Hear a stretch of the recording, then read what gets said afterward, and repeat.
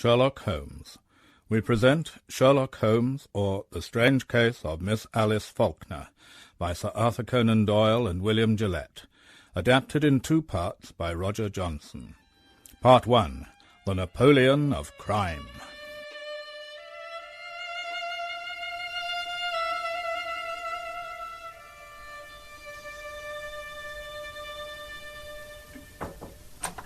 Yes, Billy, what is it? Mrs. Hudson's compliments, Mr. Holmes, and she wants to know if she can see you. Where is Mrs. Hudson? Well, downstairs in the back kitchen, sir. My compliments, and I don't think she can, from where she is. She says it was terribly important, sir, as she wants to know what you'll have for your breakfast in the morning. The same. Same as when, sir? This morning. Well, you didn't have nothing, sir. You wasn't here. They won't be here tomorrow. Yes, sir. Thank you, sir.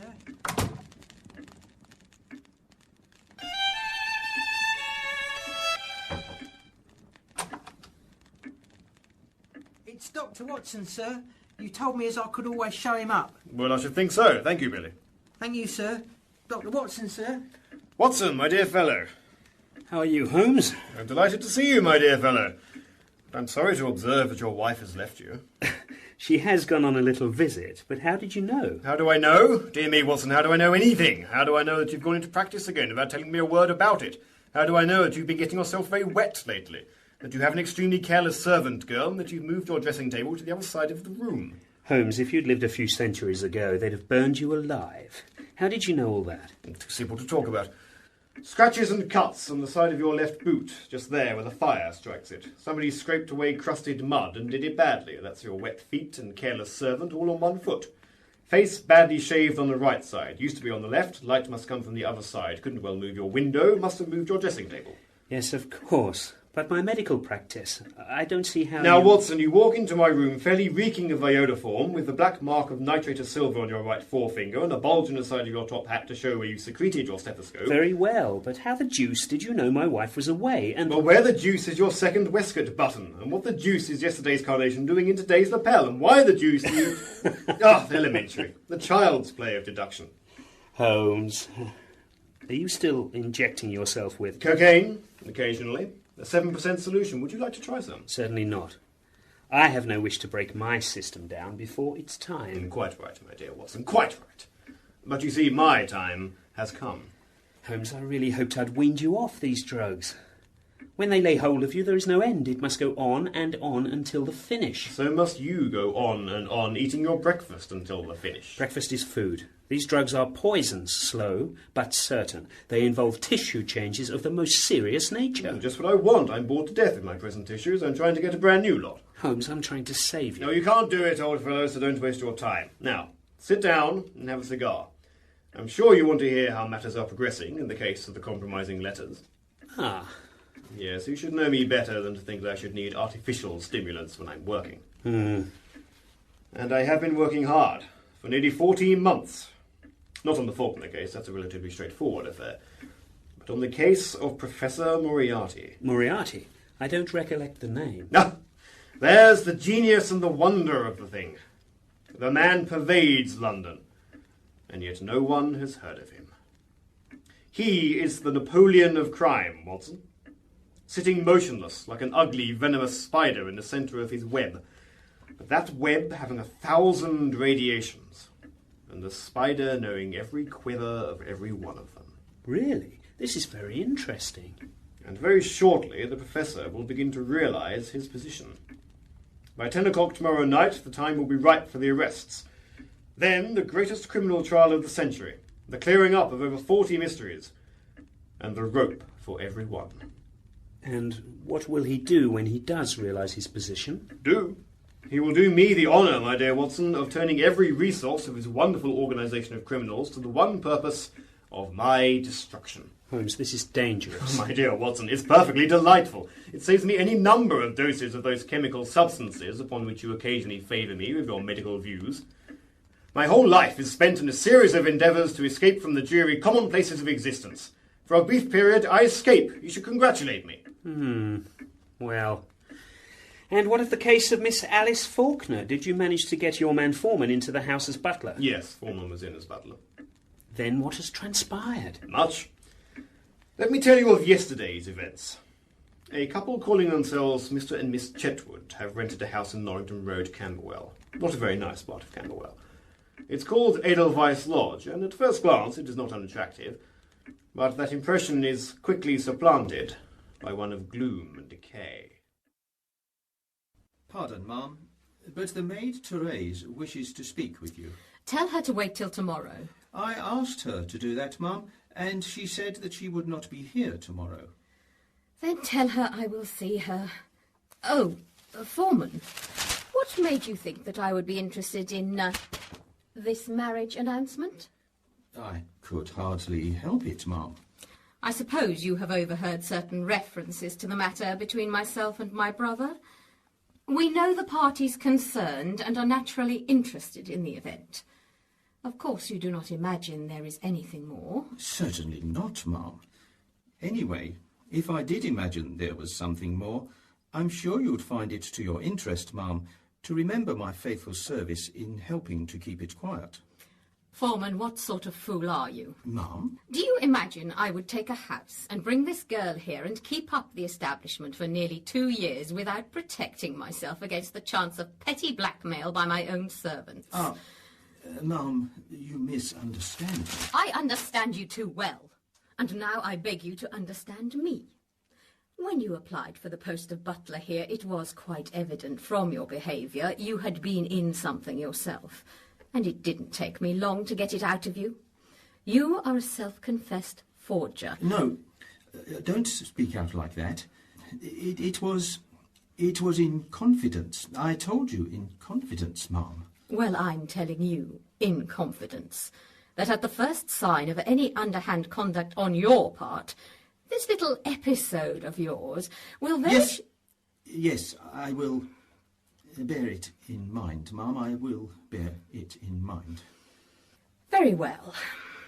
Now, as to the maid, Therese, why does she say that she will not be here tomorrow? I think, ma'am, that she may have taken exception to some occurrences which she thinks she has seen going on in this house. Tell her I'll raise her wages. If it isn't money that she wants, send her to me. Now go. Very well, ma'am.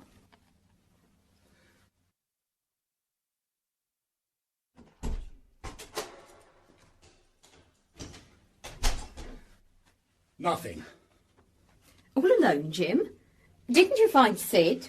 No, he wasn't there. That's no good, Madge. The damn safe won't open. We'll have to get a locksmith in. We can't do that. It isn't wise. We've got to do something, haven't we?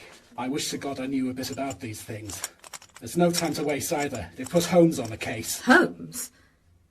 Oh, can't you think of someone else, as we can't find Sid? He may turn up yet. I left word with Billy Rounds. He's on the hunt for him. Oh, it's damnable. After holding on for 2 good years just for this, and now the time comes she's balked us. Look here, Madge. I'll just get at her for a minute. I have an idea I can change her mind. All right, Jim, but remember, nothing that'll show no marks. I'll look out for that. Therese, come in here. Madame, Now, what do you want? I do not wish longer to remain.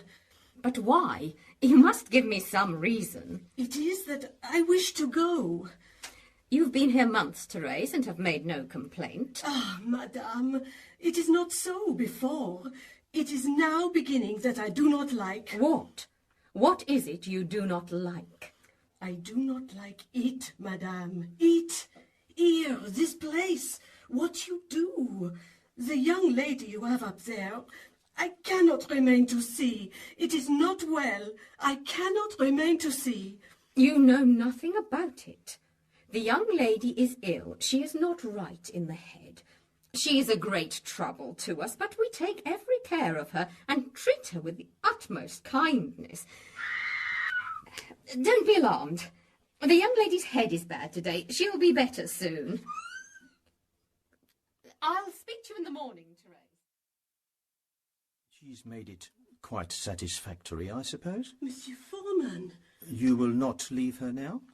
leave her now? Oh, more than ever.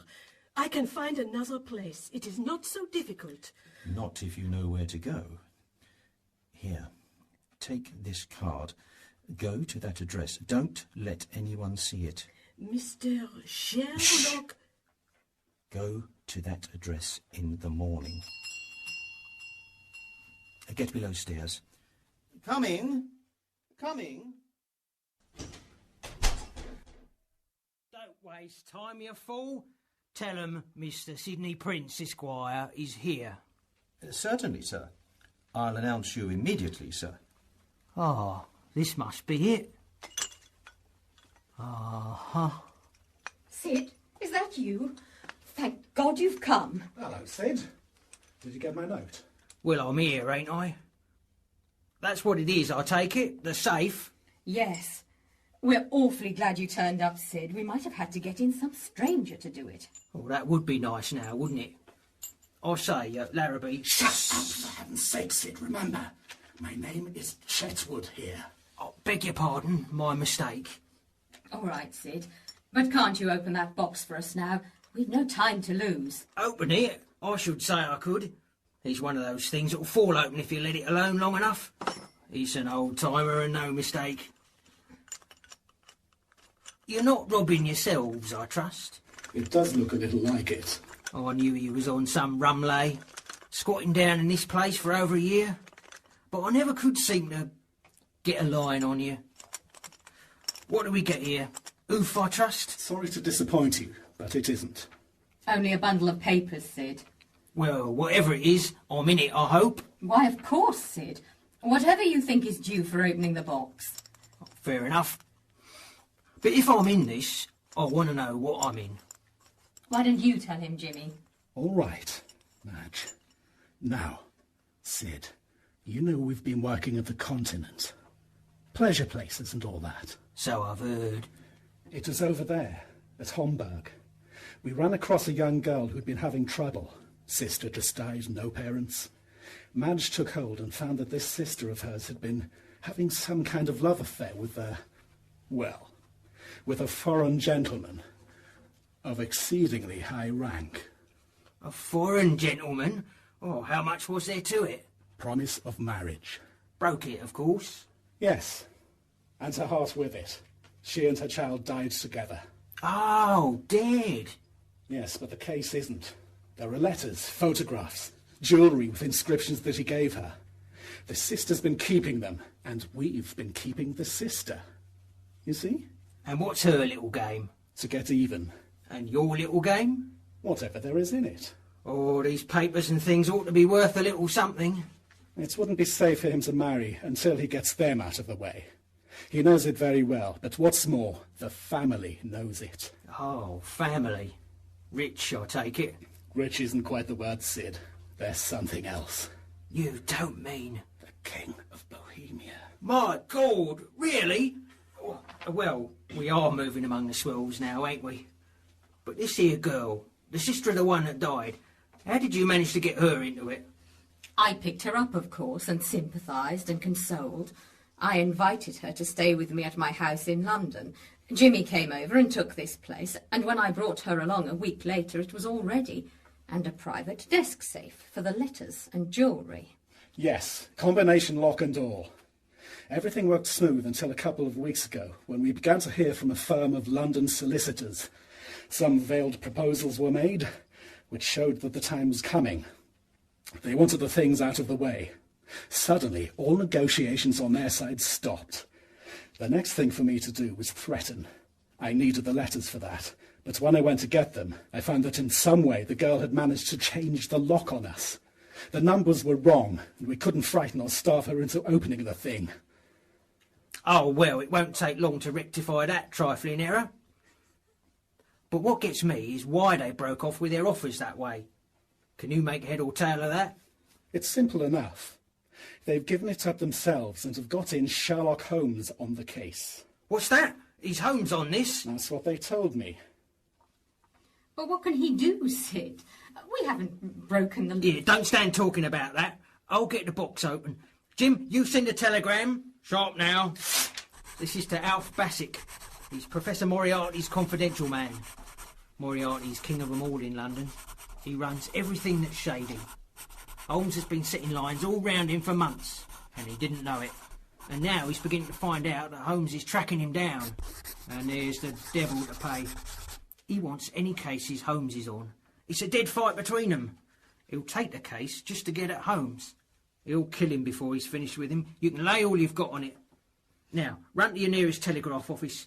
Mind what I say? Run for it. Well, don't take all night over it. You can't tell what might happen. Go on, Jim. Keep your eyes open, Madge. Don't you worry. I've heard of this Professor Moriarty.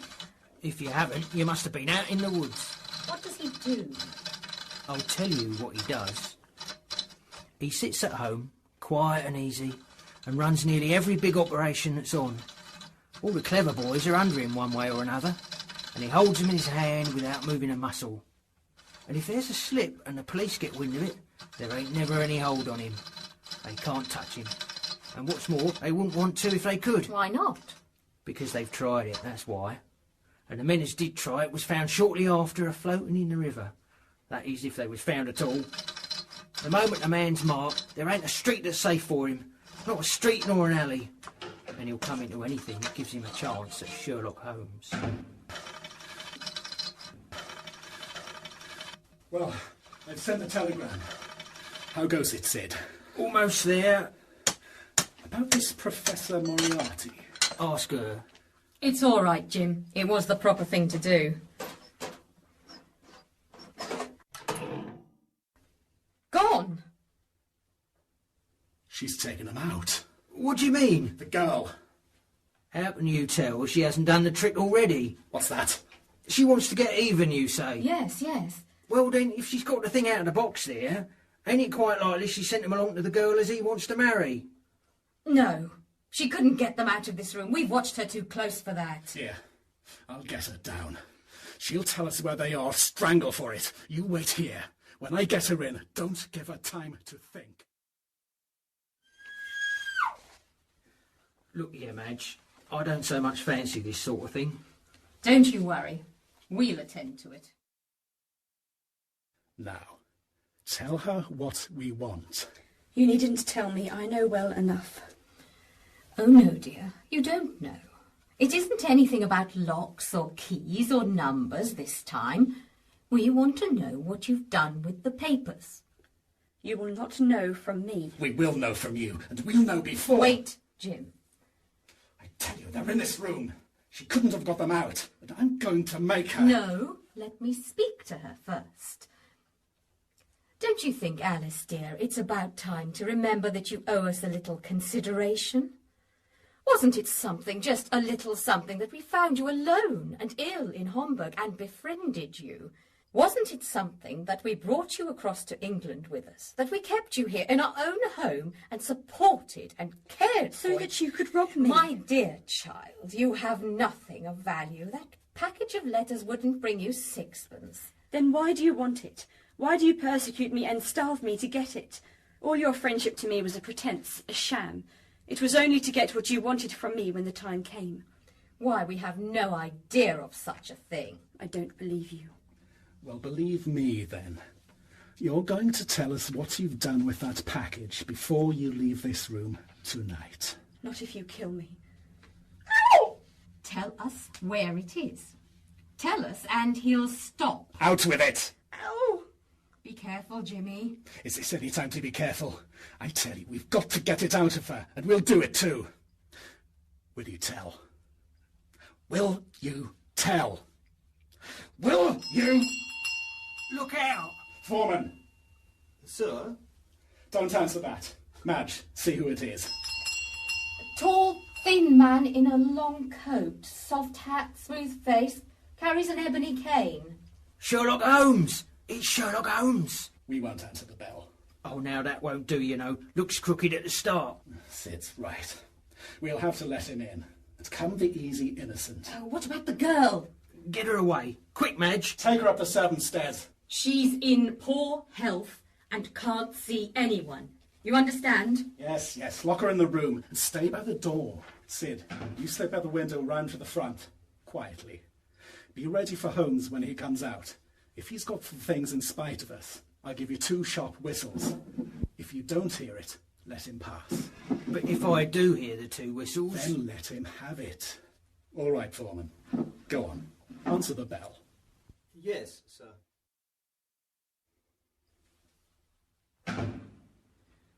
Mr. Sherlock Holmes. Mr. Holmes, whom did you wish to see? Thank you so much. I sent my card by the butler. Oh, very well. Miss Faulkner begs Mr. Holmes to excuse her. She is not well enough to see anyone this evening. Give Miss Faulkner my card and say that I have... I beg your pardon, Mr. Holmes, but it's quite useless, really. Oh, I'm so sorry to hear it. Yes. Miss Faulkner is, I regret to say, quite an invalid. She is unable to see anyone. Her health is so poor. Did it ever occur to you that she might be confined to the house too much? How does that concern you? It doesn't. I simply made the suggestion. That's all, my man. Go on, take it up. Yes, sir. Why, of course he can take your card if you wish it so much. I was only trying to save you the trouble. Thanks. It's no trouble to send a card. Do you know, Mr. Holmes, you interest me very much. We've all heard of your wonderful methods, your marvellous insights, your ingenuity in picking up and following clues, and the astonishing manner in which you gain information from the most trifling details. Now, I dare say, in the brief moment or two you've discovered any number of things about me. Nothing of consequence, Mr. Chetwood. I have scarcely more than asked myself why you rushed off and sent that telegram in such a frightened hurry. What possible excuse you could have had for gulping down that tumbler of raw brandy at the Lion's Head on the way back, why your red-haired friend left so suddenly by the terrace window, and what there can possibly be about the safe in the lower part of that desk to cause you such painful anxiety. Very good. Very good indeed. If those things were only true now, I'd be wonderfully impressed. It would be absolutely... Excuse me, sir? Yes, Foreman? Ah! A note from Miss Faulkner. She begs to be allowed to see Mr. Holmes. She absolutely implores it. Well, I suppose I shall have to give way. Foreman. Sir? Ask Miss Faulkner to come down to the drawing room. Say that Mr. Holmes is waiting to see her. Yes, sir. It's quite remarkable, upon my soul. May I ask, if it's not an impertinent question, what message you sent up that could have so aroused Miss Faulkner's desire to come down? Merely that if she wasn't down here in 5 minutes, I'd go up. Oh, that was it. Quite so. And unless I am greatly mistaken, I hear the young lady on the stairs, in which case she has a minute and a half to spare. Ah, Alice, or that is Miss Faulkner. Let me introduce Mr. Sherlock Holmes. Mr. Holmes, Miss Faulkner. I'm really most charmed to meet you, although it does look as if you had made me come down in spite of myself, doesn't it? But it isn't so at all, Mr. Holmes. I was more than anxious to come, only the doctor has forbidden me seeing anyone. But when Cousin Freddie said I might come, of course that fixed the responsibility on him, so I have a perfectly clear conscience. I thank you very much for consenting to see me, Miss Faulkner, but regret that you were put to the trouble of making such a very rapid change of dress. Yes, I did hurry a trifle, I confess. Mr. Holmes is quite living up to his reputation, isn't he, Freddie? Yes, but he didn't quite live up to it a moment ago. Oh, didn't he? I'm so sorry. No. He's been telling me the most astonishing things. And they weren't true? Well, hardly. He wanted to know what there was about the safe in the lower part of that desk that caused me such horrible anxiety. Why, there isn't anything. Is there, Freddie? Nothing at all. See? There's a safe there. There's nothing in it. Perhaps you'll do better next time, Mr. Holmes. What do you make of me, for instance? It is very easy to discern one thing about Miss Faulkner, and that is that she is particularly fond of the piano. While she likes light music very well, she is extremely fond of some of the great masters, including Chopin and Liszt. She plays a great deal. Indeed, I say it is her chief diversion, which makes it all the more remarkable that she has not touched the piano for 3 days. Why, that's quite surprising, isn't it, Freddie? Certainly better than you did for me. I am glad to somewhat repair my shattered reputation. And as a reward, will Miss Faulkner be so good as to play me one of Chopin's nocturnes? Oh, yes, I shall be delighted. It will please me so much. But tell me, Mr. Holmes, how did you know so much about my playing? Your hands. And my preference for the composers you mentioned? Your music rack. Oh, how simple. But you said I hadn't played for 3 days. How did you know? The keys. The light layer of dust. Dust? Oh, dear. I never knew Therese to forget before. You must think us very untidy, I'm sure. Not at all. It is clear that you are not untidy in the least, and therefore I must conclude that the failure of Therese is due to something else. What? To some unusual excitement or disturbance that has recently taken place in this house. You're doing very well, Mr. Holmes, and you deserve your Chopin. Thank you.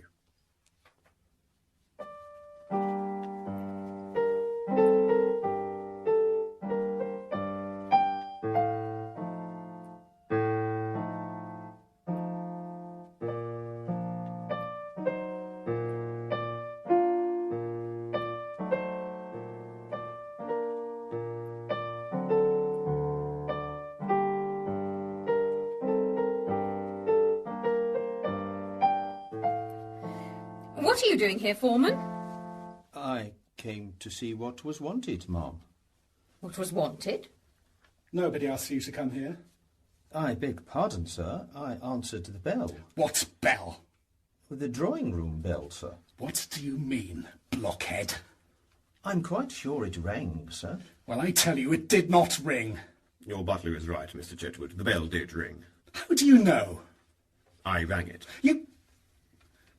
What do you want? I want to send my card to the real Miss Faulkner. The real Miss... What right have you to ring for servants and give orders in my house? What right have you to prevent my cards from reaching their destination?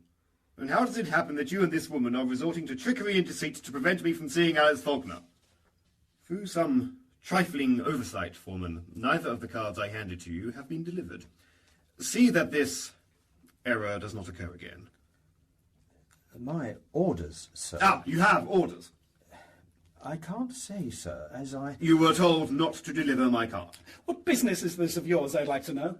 It wouldn't be any trouble at all for me to throw you out into the street. Possibly not, but trouble would swiftly follow. It's a damned lucky thing for you I'm not armed, Mr. Busybody Holmes. Yes, well, when Miss Faulkner comes down, you can go and arm yourself. Arm myself? I'll call the police. And what's more, I'll do it now. You will not do it now. You will remain where you are until the lady I came here to see has entered this room. What makes you so sure of that? Because you will infinitely prefer to avoid an investigation of your very suspicious conduct, Mr. James Larrabee. As for you, my man, it gives me great pleasure to recall the features of an old acquaintance. Your recent connection with the signing of another man's name on a cheque has made your presence at Bow Street much desired. You will deliver that card to Miss Faulkner at once, or you will sleep in the police station tonight. It is a matter of small consequence to me which you do. Shall I go, sir? Go on, Foreman. Take up the card. It makes no difference to me. If she comes down, can't he get the papers from her? If he does, Sid Prince is waiting for him outside. Mr. Holmes? I am Sherlock Holmes. A short time since you displayed an acute anxiety to leave the room, Mr. Larrabee. Pray do not let me detain you or your wife any longer. No? Very well. You wished to see me, Mr. Holmes? Very much indeed, Miss Faulkner. But I am sorry to see that you are far from well. Oh, no. No? I beg your pardon, but what these marks on your wrist mean? Oh, nothing. Nothing? And the mark here on your neck, plainly showing the clutch of a man's fingers, does that mean nothing also? Perhaps you can explain it, Mr. Larrabee. How should I know? It seems to have occurred in your house. What if it did? You'd better understand that it isn't healthy for you or anyone else to interfere with my business. Ah, then it is your business. We have that much at least. I don't know who you are, Mr. Holmes, or why you are here. I shall be very glad to explain. My name and address, as well as the announcement of my profession, are printed upon the card, which I observe is still clasped tightly in your left hand. A detective? Quite so. I have been consulted as to the possibility of obtaining from you certain letters and other things which are supposed to be in your possession, and which, I need not tell you, are the source of the greatest anxiety. It is quite true I have such letters, Mr. Holmes, but it will be impossible to get them from me. Others have tried and failed. What others may have done cannot affect my conduct, Miss Faulkner. I have come to you frankly and directly to beg you to pity and forgive. There are some things, Mr. Holmes, beyond pity, beyond forgiveness. But there are other things that are not. I can assure you of the sincere penitence, the deep regret of the one who inflicted the injury, and of his earnest desire to make any reparation in his power. How can reparation be made to the dead? How indeed? And for that very reason, whatever injury you yourself may inflict by means of these things can be no reparation to the one no longer here. You will be acting for the living, not the dead. For your own satisfaction, Miss Faulkner. Your own gratification, your own revenge. I know, from this and from other things that have happened, that a marriage is contemplated. It is quite true. I cannot give up what I intend to do, Mr. Holmes. There are other things beside revenge. There is punishment. If I am not able to prevent this marriage, then the punishment will come later. But you may be perfectly sure it will come.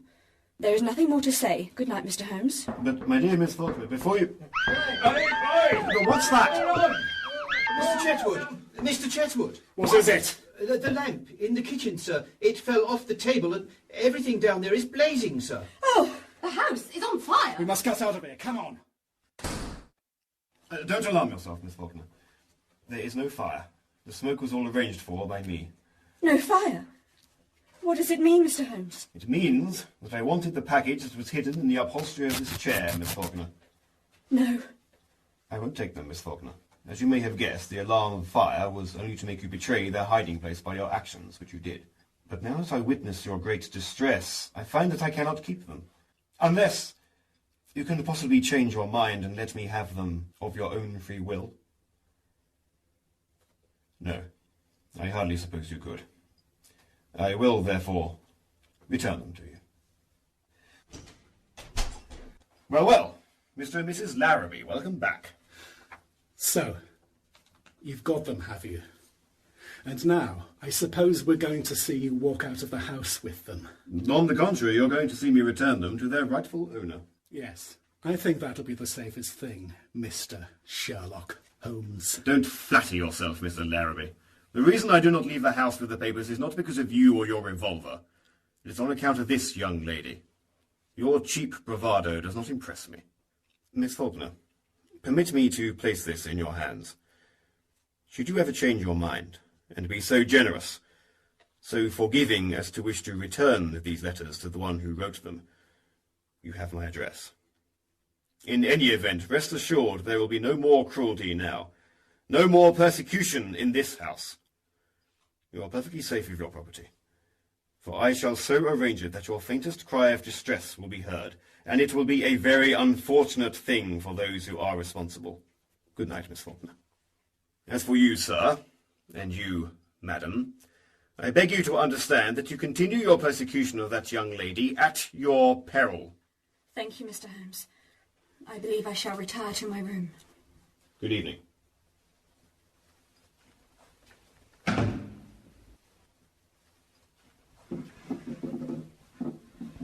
Well, he didn't get it, did he? He got it, but he gave it to her. What? He gave it to the girl? Well, what are you waiting for? Now's the chance, before she hides it again. No, wait. What's the matter? Jim, do you want to lose it? No, you're right. It's all a damn bluff. No, Jim. I tell you we will. Now's our chance to get hold of it. Well, I should say so. What's that? Someone at the door. No, it was on that side. Ma'am? I think someone knocked, Foreman. I beg pardon, ma'am. There's no one at the door. That's all. He's got us watched. What we want to do is leave it alone and let the Professor have it. Do you mean Professor Moriarty? That's who I mean. Once let him get at it, and he'll settle it with Holmes pretty quick. Meet me at Leary's, Jim. 9 sharp in the morning. Don't you worry. I'll tell you the Professor will get it in before tomorrow night. He don't wait long neither. And when he strikes, it means death. And that was last night. Just so. What has happened since? Enter. I beg you to pardon me, sir. The boy is said to ascend as soon as I come. Oh, quite right. Come in, mademoiselle. I fear me there is trouble, monsieur. The butler, your assistant, the one who sent me to you... Foreman. Him, Foreman. There is something done to him. I fear to go down to see. Down where? Down in the cellar. Oh, it is dark and dreadful. He did not come back. He went down. He did not return. You sent him down? Monsieur of the house, Monsieur Chetwood. Chetwood. Ha! James Larrabee. Continue, mademoiselle. Foreman went down the stairs. All was silent. And then, oh, mon Dieu, the dreadful noise. What noise? What did it sound like? A blow and a cry. The cry of a man who is struck down. Ah, Billy. Coat, boots, and order a cab. Quick. Yes, sir. Did anyone follow him down? I did not see. Here, sir. Thank you, Billy. The cab. Take this revolver, Watson, and come with me. Should I not go also? No, mademoiselle. Wait here. Ah, I think I hear Foreman coming now. Oh, mon Dieu. Well, Foreman? Nothing more last night, sir. After you left, Prince came in and they made us start for a room to get the package away. But I gave the 3 knocks with an axe on the floor beams as you directed, and they didn't go any further. And then this morning, a little after 9... Oh, one moment. Yes, sir? Mademoiselle, kindly step into that room and rest yourself.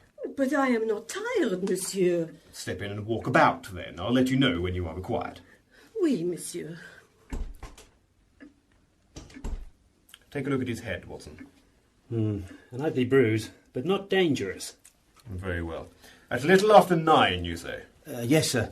This morning, a little after 9, Larrabee and his wife drove away, and they returned about 11 without him. A little later, old Schneider came, and the two went to work in the library. I got a look at them from outside and found they were making up a counterfeit of the package we're working for. You'll have to watch out for some sharp tricks, sir. They'll have to watch for the trick, my dear Foreman. And Larrabee, what of him? Oh, he came back a little after 3. How did he seem? Very excited about something, sir. Any marked resentment towards you? I think there was, sir, though he tried not to show it. He has consulted someone outside. Was the Larrabee woman's behaviour different also? But now I come to think of it, she gave me an ugly look as she came in. An ugly look. She was present at the consultation. They were advised to get you out of the way. He sent you into the cellar on some pretext. You were attacked in the dark by 2 men, possibly 3, and received a bad blow from a blackjack. You managed to strike down one of your assailants with a stone or piece of timber and escaped from the others in the dark, crawling out through a coal grating. That's what took place, sir. They've taken in a partner, and a dangerous one at that. I think I guess who it is. Eh, Watson? You mean? Precisely. We can imagine, can we not, what their meeting was like? Before we go into anything else, Bassick, I want to refer to Davidson. I've made a note of him myself, Professor. He's holding back money. Something like 600 short on that last haul, isn't it? Certainly as much as that. Have him attended to. Cragen is the one to do it, and see that his disappearance is noticed. Have it spoken of. Now that finishes Davidson. Now, as to this Blaisdell matter, did you learn anything more? The whole thing was a trap, set and baited by an expert. But those letters and papers of instructions, you brought them back, or destroyed them, I trust? I couldn't do it, Professor. Manning had disappeared and the papers are gone. Gone? Sherlock Holmes again. He's got hold of between 20 and 30 papers and instructions in as many different jobs.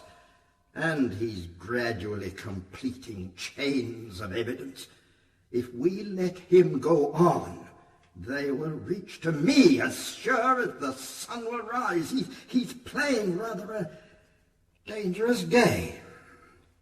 Inspector Wilson tried it 7 years ago. Wilson is dead. 2 years later, Henderson took it up.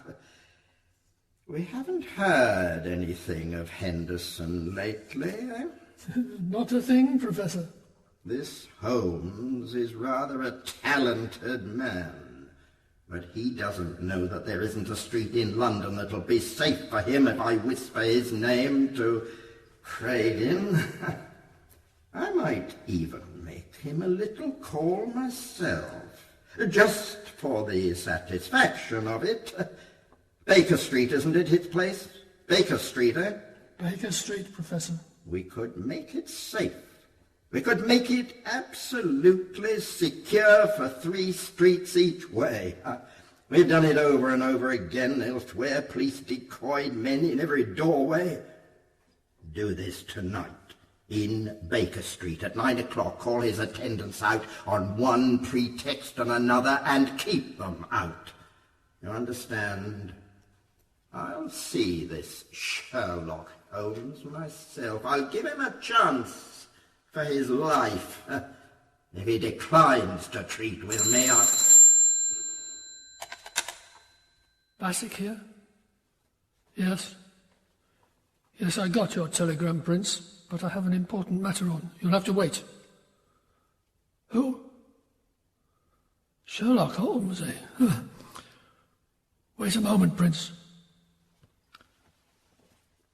Here's something, Professor. Sid Prince has come over here over some job, and he says he's got Holmes fighting against him. Eh? Well, ask him what it is, man. No, wait. Let him come here. Here? But no one sees you, Professor. No one knows you. That has meant safety for years. No one sees me now. You talk with him. I'll listen from the next room. This is your office. You understand? Your office. I'll be there. Is that you, Prince? You'd better come through. Oh? What interest have they got? What's the name? He says there's 2 with him. A man and a woman named Larrabee. They won't consent to any interview unless they're present. Send them in. Prince, ask Barnes to come to the telephone. Barnes? Those people with Prince, do they seem to be all right? Yes? Oh, very well. Send them through. Yes, here, you fool. Very well. I don't like this, sir. You don't like this. I tell you, it's certain death. Unless we can settle with this man, Holmes. Your office, you understand? Your office.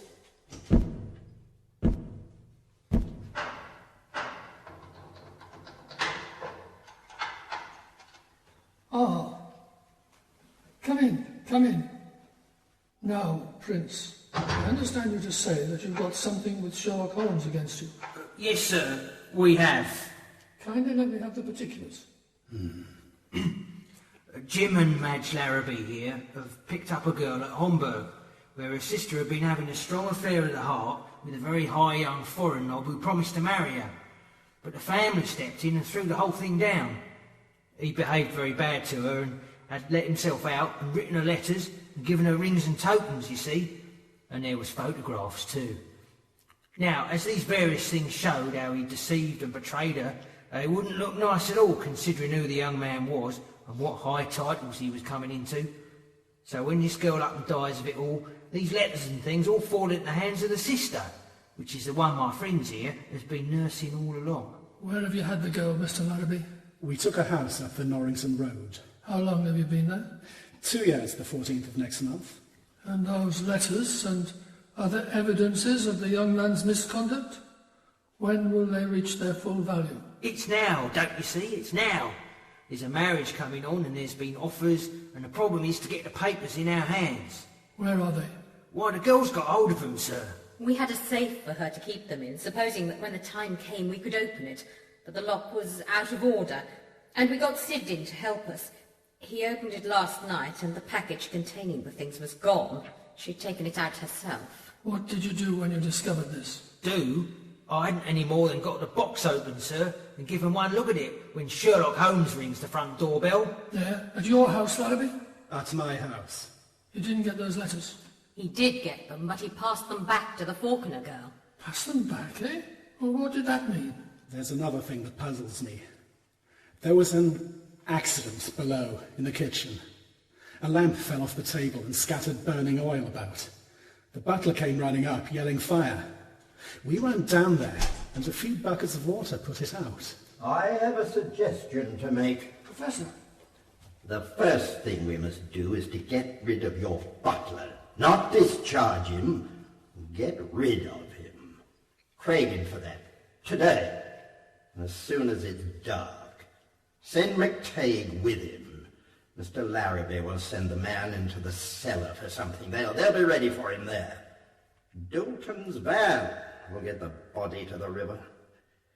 It need not inconvenience you at all, Mrs. Larrabee. But there's something else we want. Have you seen those letters, the photographs and whatever else there may be? Have you seen them? Do you know what they're like? I have, sir. I've looked through them carefully several times. Would you make me a counterfeit set of these things and tie them up so that they will look exactly like the package Sherlock Holmes held in his hand last night? I could manage the letters, but the... If you manage the letters, I'll send someone who can manage the rest. From your description. Bassett? That old German artist. Schneider. Precisely. Send Schneider to Mrs. Larrabee at 11. 10:15. That gives you 3/4 of an hour to reach home. I shall want that counterfeit packet at 11 tonight. 12 hours to make it. It will be ready, sir. Good. Bassett. Notify the Lascar that I may require the gas chamber at Stepney tonight. The gas chamber? Yes. And have Craig in and McTague there at 11:45.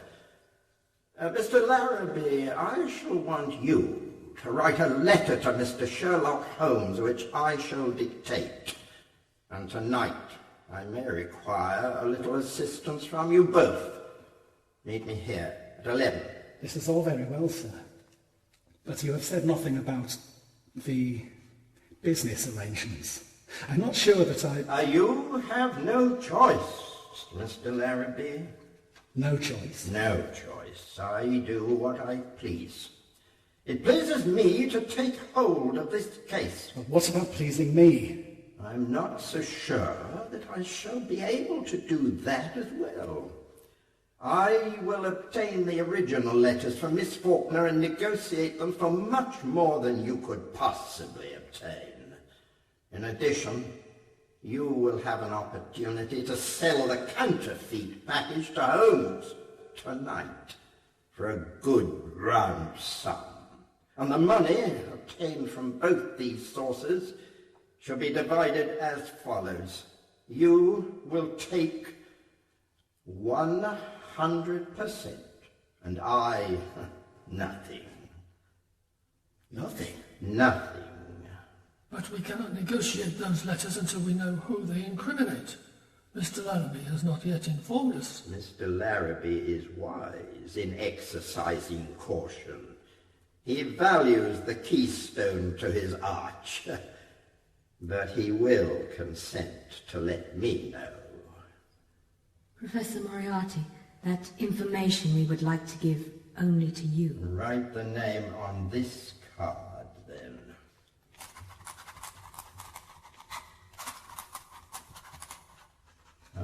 This is an absolute certainty.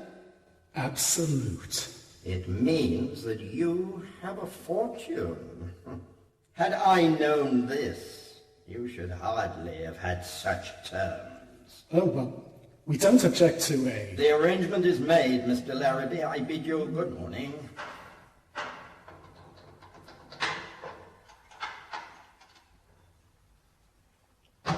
Bassett, place your men at 9 tonight for Sherlock Holmes's house in Baker Street. You'll go there yourself, sir? I will go there myself. I shall give him a chance for his life, but... But this meeting tonight at 12 to trap Holmes in the gas chamber in Swandam Lane. If I fail in Baker Street, we'll trap him tonight in Swandam Lane. Either way I have him, Bassett. Either way.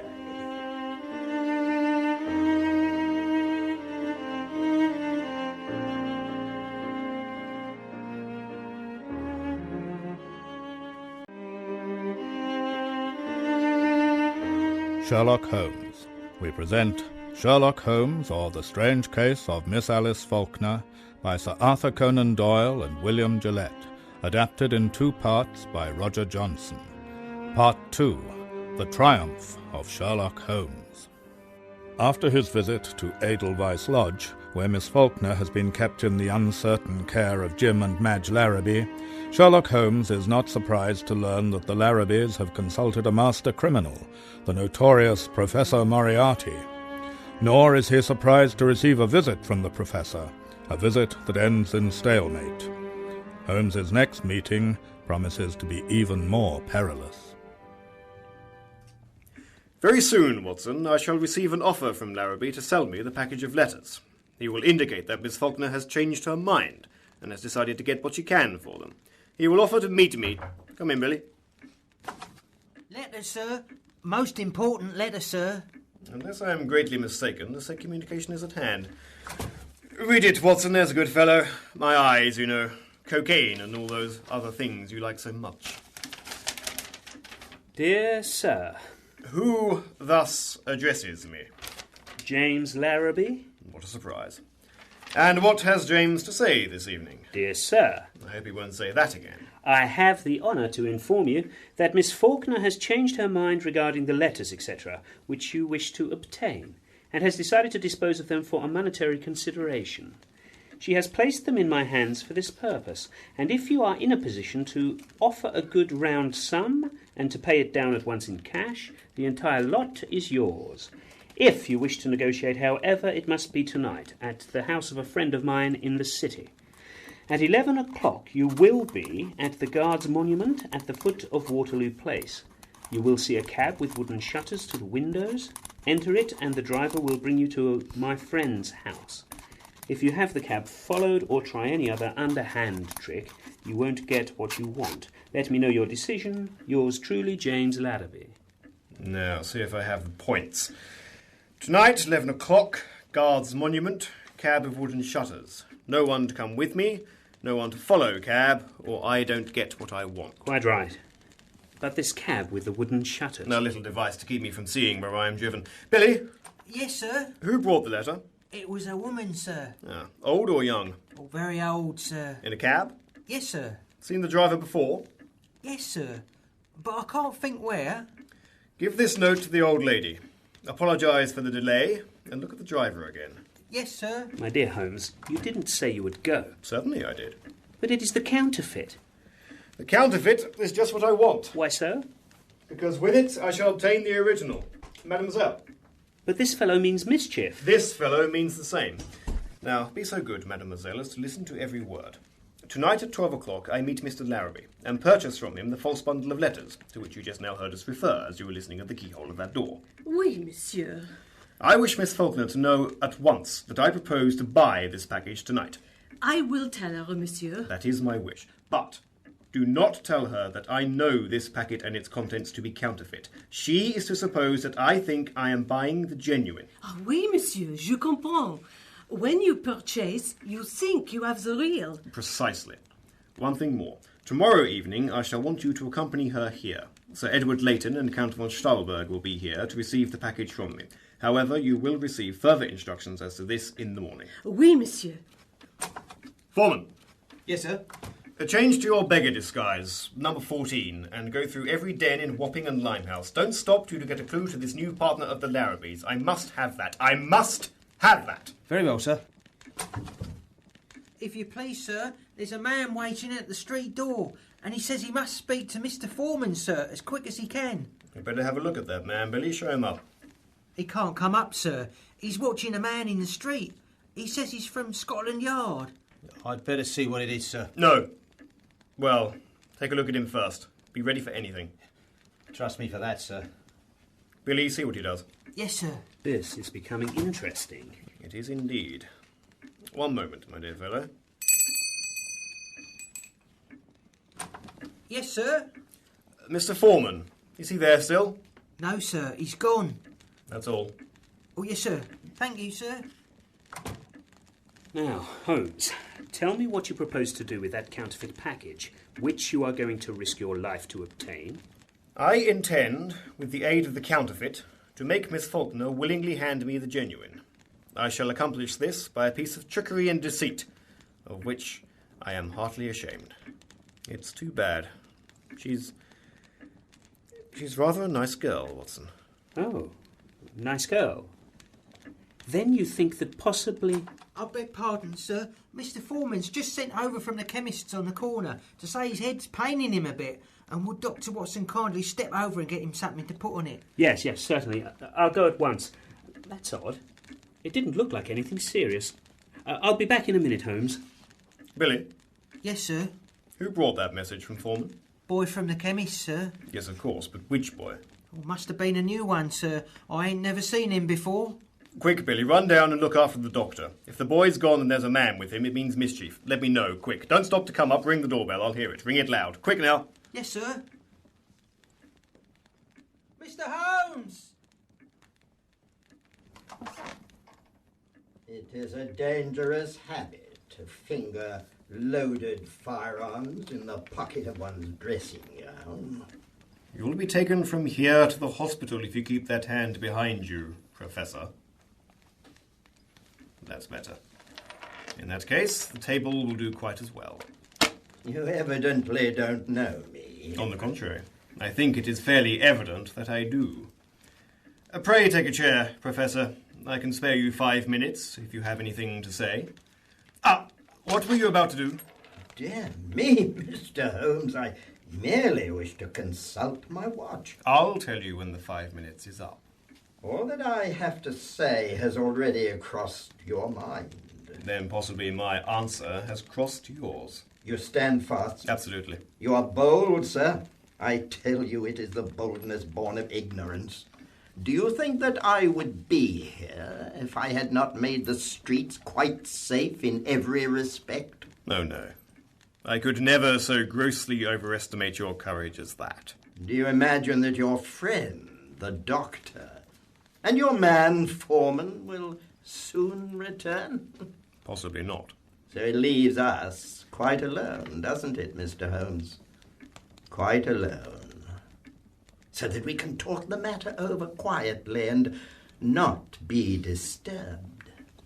In the first place, I wish to call your attention to a few memoranda which I have jotted down, which you will find... Look out! Put your hands down. Why, I was merely about... Well, merely don't do it.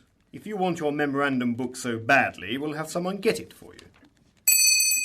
I always like to save my guests unnecessary trouble. Doesn't it occur to you that your boy may have been detained, Mr. Holmes? It does.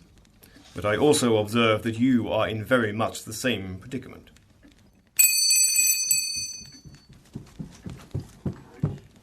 I beg pardon, sir. Someone tried to hold me, sir. It's quite evident, however, that he failed to do so. Yes, sir. He's got my coat, sir, but he hasn't got me. Billy. Yes, sir.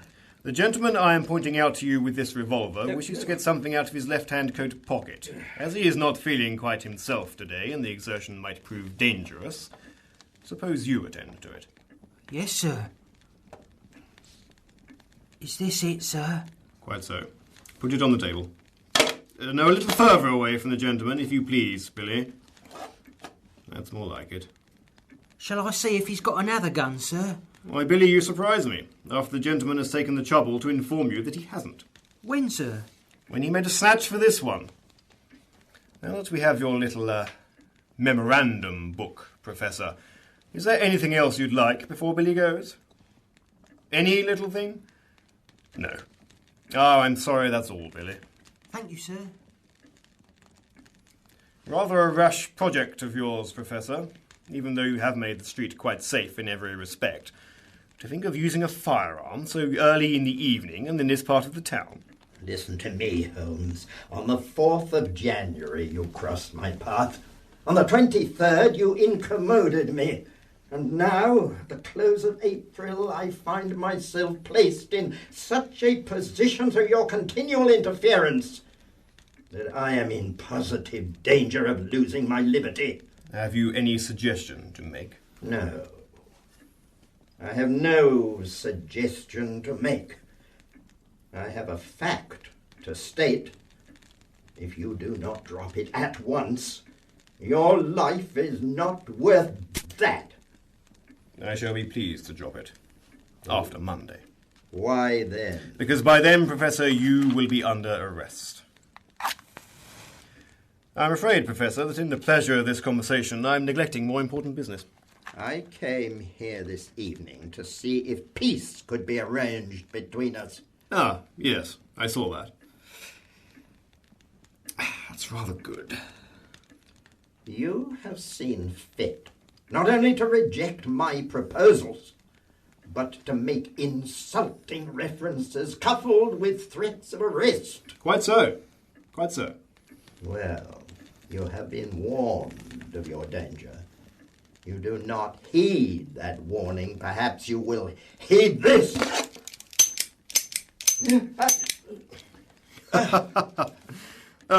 Here. I didn't suppose you'd want to use that thing again, so I took the liberty of removing the bullets. Ah, Billy. Yes, sir? Show this gentleman nicely to the door. Yes, sir. This way, sir. We shall meet again, Mr. Holmes. Billy. Yes, sir. Billy, you're a good boy. Oh, yes, sir. Thank you, sir.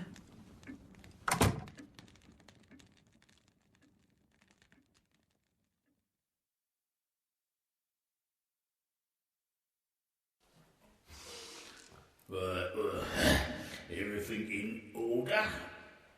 Taps turned off. No smell of gas. No Hello, Craig. Larry, what are you doing here? I was sent, wasn't I? I thought McCaig was with me in this job. Well, he ain't. I am. Oh, right. Here, Craig, who was the last you put the gas on? I never heard his name. He'd been holding back money on a haul out some railway place. Ah, right. What's the day's job then? I ain't been told.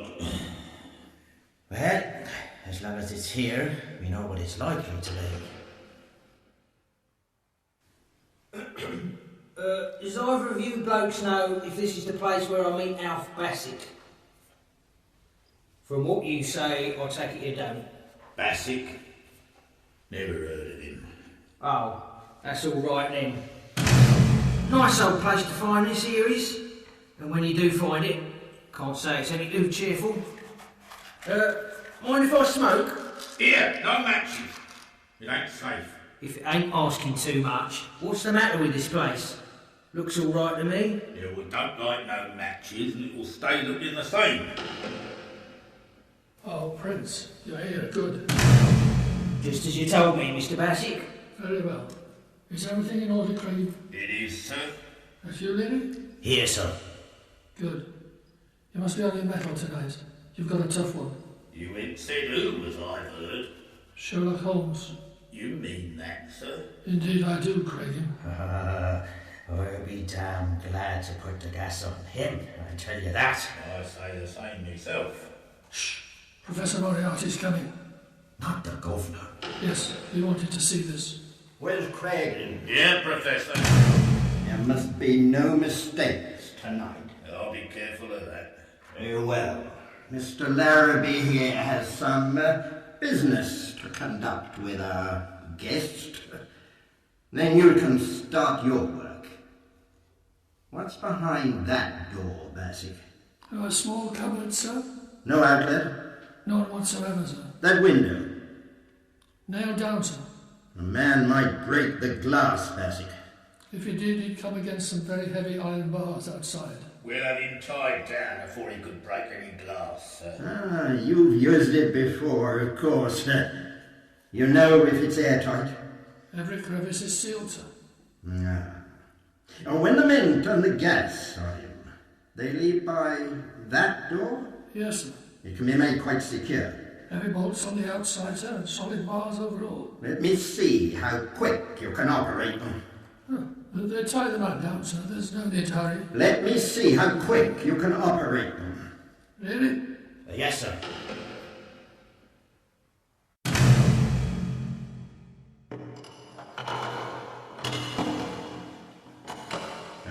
That's all.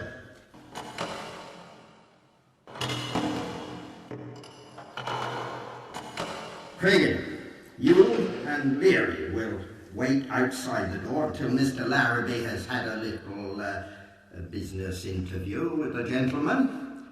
You'd best go up the passage to the left so that Holmes does not see you as he comes in.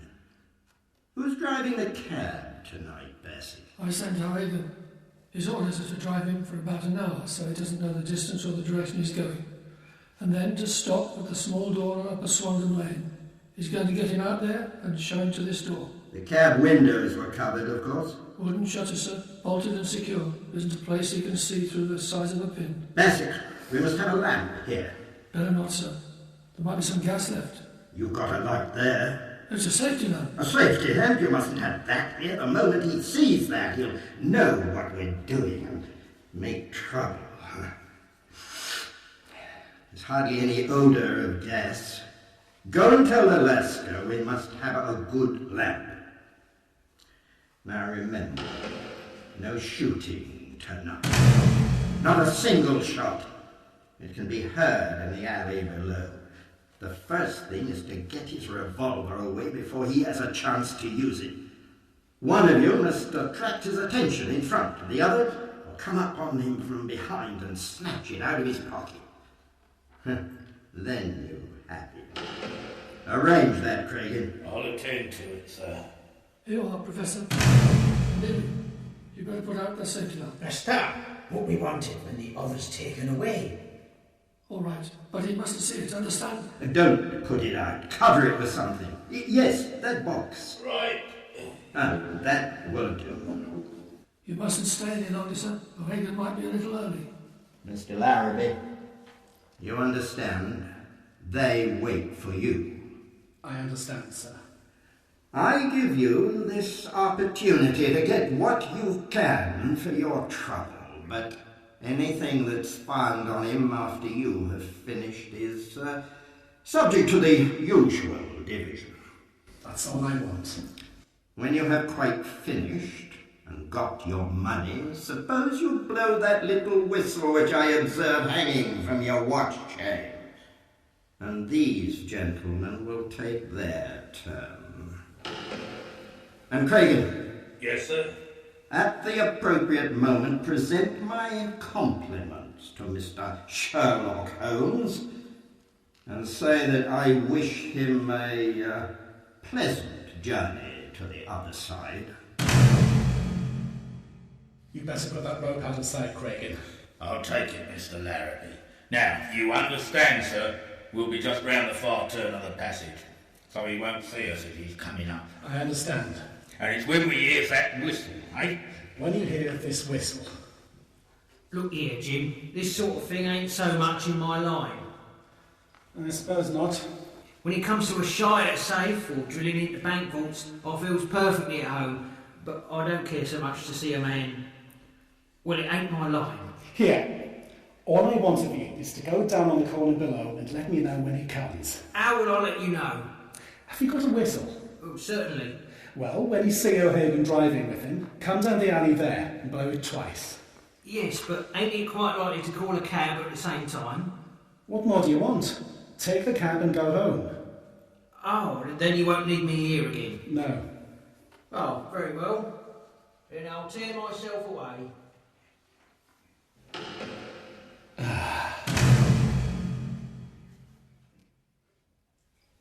You? What do you want? It's true then. How did you get to this place, Miss Faulkner? I followed you in a cab. What have you been doing since I came up here? Informing the police, perhaps? No. I was afraid he'd come, so I waited. Oh. To warn him, very likely. Yes. To warn him. Then it's just as well you came up. I came to make sure... Of what? That something else is not going to be done besides what they told me. Ah. Somebody told you that something else was going to be done. Yes. So, we've got another spy in the house. You're going to swindle and deceive him. I know that. Is there anything more? What could you do if there was? I could buy you off. Such men as you are always open to sale. How much will you give? The genuine package. The real one. All the proofs, everything. Have you got it with you? No, but I can get it. Oh. So you'll do all that for this man? You think he's your friend, I suppose? I haven't thought of it. Look what he's doing now. Coming here to buy those things off me. They're false, they're counterfeit. He thinks they're genuine, doesn't he?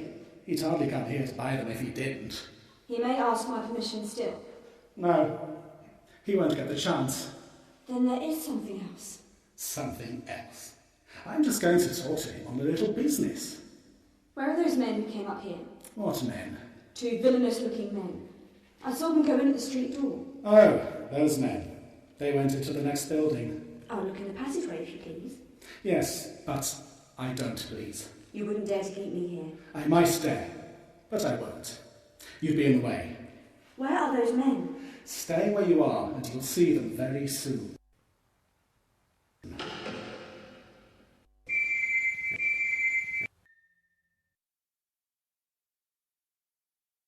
Well, who's listening?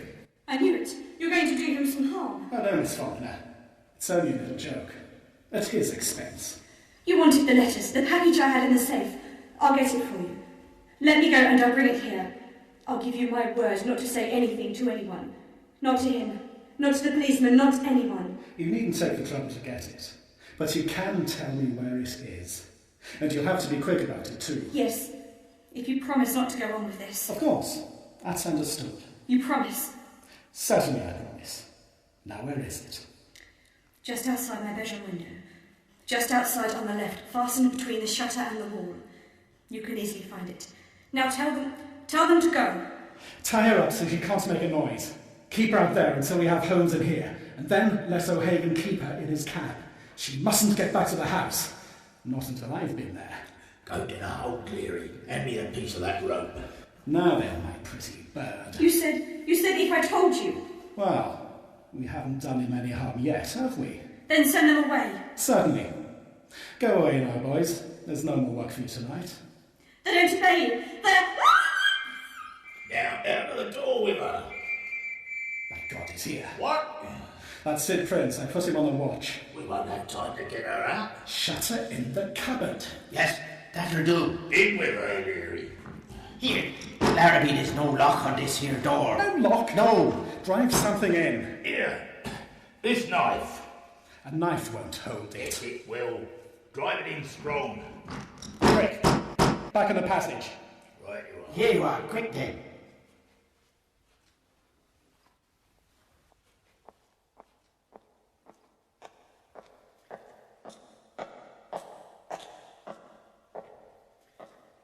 How the devil is it that you crooks always manage to hit on the same places for your scoundrelly business? Well, I suddenly thought after all this driving about in a closed cab you'd show me something new.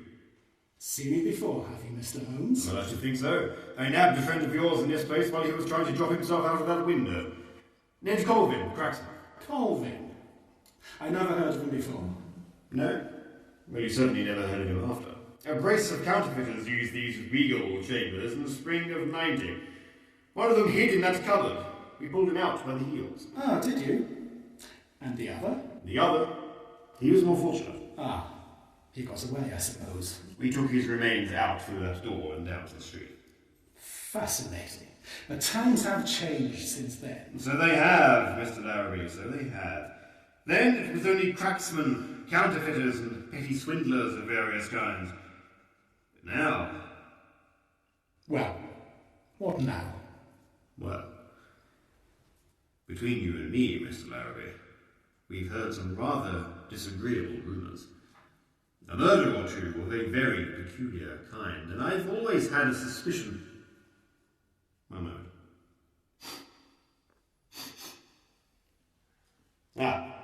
My surmise is correct. This room is sealed.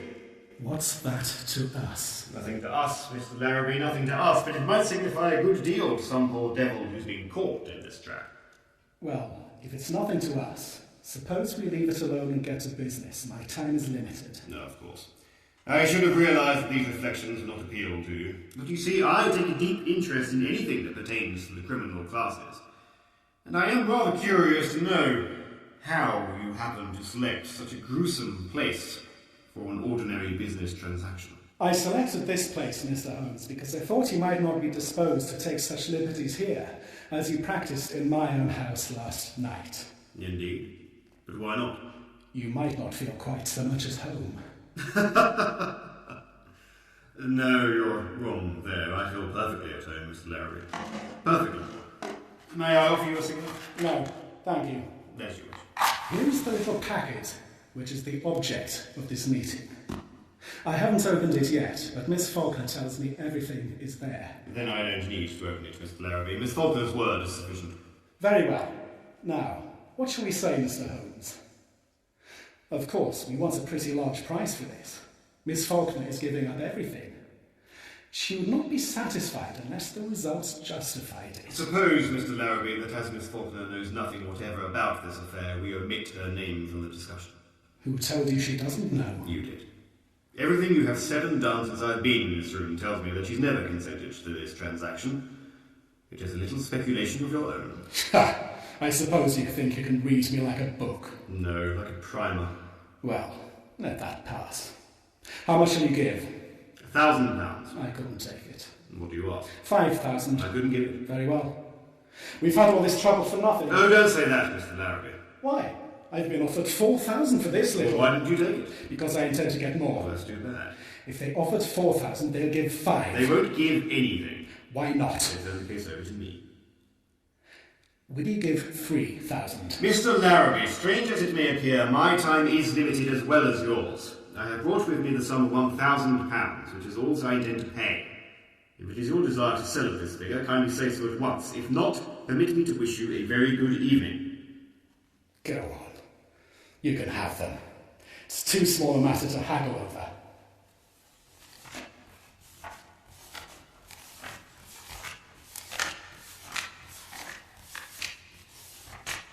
Oh, I thought you said you had bought just 1,000. I did. This is it. You brought a trifle more, I see. Quite so. I didn't say I hadn't bought any more. Ha! You can do your little tricks when it comes to it, can't you? It depends on who I'm dealing with. Here you are. £1,000 exactly. Thank you. And I'll take these as well. Now I've got you where I want you, Jim Larrabee. You've been so cunning and so cautious, we couldn't find a thing to hold you for. But this little slip will get you in for robbery. Oh, you'll have me in, will you? And do you think you'll even be able to get yourself away from here? I shall very shortly leave here, and your arrest will very shortly follow. My arrest? Why, even if you got away from here, you haven't got a witness. Not a witness to your name. I'm not so sure of that, Mr. Larrabee. Do you usually fasten that door with a knife? Come away from that door! Miss Faulkner. Larrabee, you contemptible scoundrel, what does this mean? Damn you, I'll show you what it means. I'm afraid you're badly hurt, Miss Faulkner. Mr. Holmes, look. Ah, Craigie, delighted to see you. It appears that I am not dealing with Mr. Larrabee alone. Your inference is quite correct, Mr. Holmes. It's not difficult to imagine who is at the bottom of such a conspiracy as this. I hope you're beginning to feel a little more yourself, Miss Faulkner, because we shall leave here very soon. Oh, yes. Do let us go, Mr. Holmes. You'll have to wait a bit, Mr. Holmes. We have a little matter of business we'd like to talk over. All right, Craigie, I'll see you tomorrow morning in your cell at Bow Street. Very sorry, sir, but it can't wait till morning. It's got to be settled tonight. All right, Craigie. We'll settle it tonight. Oh, it's so very important, Mr. Holmes.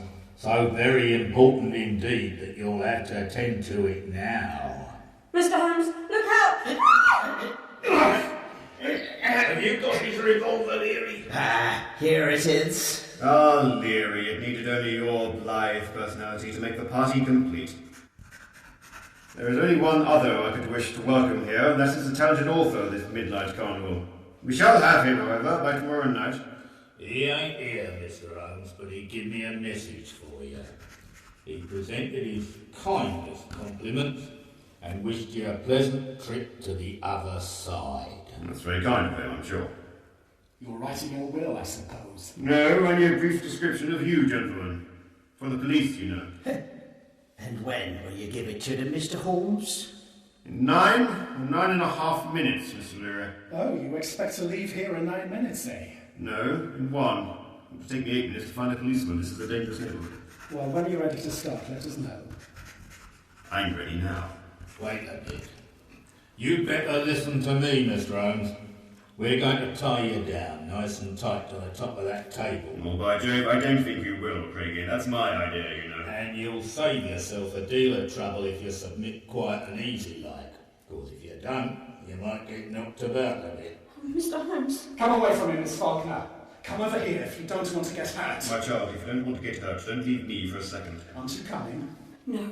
You better look out, miss. He might get killed. Then you can kill me too. I'm afraid you don't mean that, Miss Faulkner. Yes, I do. No, you would not say it at another time or place. I would say it anyway. Always. If you're going to be awkward, Mr. Holmes, I'll have to treat you rough. Same as I did your right-hand man this afternoon. Ah, you heard him say that. Same as he did to my right-hand man this afternoon. Yes. Yes. Don't forget that face. In 3 days, I shall ask you to identify it in the prisoner's dock. Oh! You surprise me, gentlemen. Thinking you're sure of anybody in this room and never once taken the trouble to look at that window. If you had wanted to make it perfectly safe, you should have had those missing bars put in. What? Bars or no bars, you're not going to get out of here as easy as you expect. There are so many ways, Mr. Larrabee, I hardly know which to choose. Well, you better choose quick, I can tell you that. I'll choose at once, Craigie, and my choice falls on this. Where is he? I can't see. He's going to the window! Let's have some light, for God's sake! The safety net. Where is he? Where is he? Devil. Where's he gone? We'll find that cigar in a crevice by the window. Goodbye, gentlemen. Damn him! Damn him! Damn him!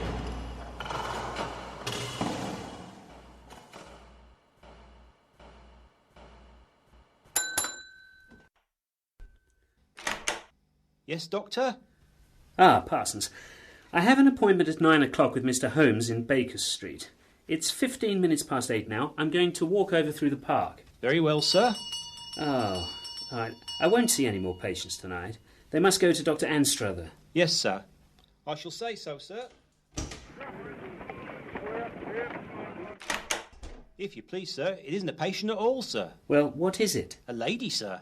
Oh? And she wants to see you most particular, sir. What does she want to see me about? She didn't say, sir. Only she said it was of the most utmost importance to her, if you could see her, sir. Is she there in the hall? Yes, sir. Very well, Parsons. Tell her I'll see her. Call a cab for me at the same time. Have it wait. Yes, sir. In here, madam. Oh, Doctor, it's awfully good of you to see me. I know what a busy man you must be, but I'm in such trouble. Oh, it's really too dreadful. You'll excuse my troubling you in this way, won't you? Don't speak of it, madam. Oh, thank you so much. For it did look frightful, my coming in like this, but I'm not alone. Oh, no, I left my maid in the cab. I'm Mrs. H. de Witt-Seaton. Oh, I must have mislaid my card case. Don't trouble about a card, Mrs. Seaton. Please take a seat. Oh, thank you. You don't know what I've been through this evening, trying to find someone who could tell me what to do. It's my brother. My poor dear younger brother. He couldn't have done such a thing. He simply couldn't. Such a thing as what, Mrs. Seaton? As to take the plans of our defences at Gibraltar from the Admiralty offices. They think he stole them, Doctor, and they've arrested him for it. You see, he works there. He was the only one who knew about them in the whole office because they trusted him so. He was to make copies and... Oh, Doctor, it's really too dreadful. I'm very sorry, Mrs. Seaton. Thank you so much. He's just the one, and there's hardly any time left. They'll take my poor brother away to prison tomorrow. Now, what would you advise me to do? I'd go to Mr. Holmes at once. But I've been, and he wasn't there. You went to his house? Yes, in Baker Street. That's why I came to you. They said he might be here. No, he isn't here. But couldn't you get him to come? It would be such a great favour to me. I'm almost worn out with going about it, with this dreadful anxiety. If you could get word to him to come. I could not get him to come, madam, and I beg you to excuse me. I am going out myself, on urgent business. Oh, certainly. Don't let me detain you. Thank you. Yes, sir. Please show the lady out, Parsons. Well, good night, Doctor. What's that, Parsons? An accident, I think, sir. Out in the street. Oh, dear. I do hope it isn't anything serious. It'll be nothing more than a broken-down cab. See what it is, Parsons. There's the bell. There's somebody hurt, Doctor, and they're wanting you. Well, don't allow anybody to come in. I have no more time. Very well, sir. The doctor can't see anybody. But they're coming in, Doctor. They will bring him in, sir. It's an old gentleman as was hurt a bit when the cab upset. Parsons. Parsons. This way, sir. Be careful of the steps, sir. That's it. Yeah, that's it. Careful. Right. What have you got a red lamp hanging outside your blooming door for? Yes, let him stay. Let them put him on the couch and send at once for Dr. Anstruther. Yes, sir. Help him in, Parsons. If you would be so good as to step this way, you can reach the hall by taking the first door on your left. But I may be of some use, Doctor. None whatever. Kindly leave. Oh, but Doctor, I must see the poor fellow. I really must. Madam, I believe you have some ulterior motive in coming here. You will kindly... Now, over to this chair. We'll go in here. You'll see the doctor and it'll be all right. No, it won't be all right. It's a accident. You can't help a accident. Yes, you can. Oh, he was on the wrong side of the street. I turned up to try No, and get... in this chair, sir. No, I'll sit here. Don't I know where I want to sit? You'll sit here. Now, the doctor will have a look at you. Here's the doctor. That isn't a doctor. Yes, it is. Here, doctor, will you come and have a look at this old gent? He's hurt himself a little and... Wait.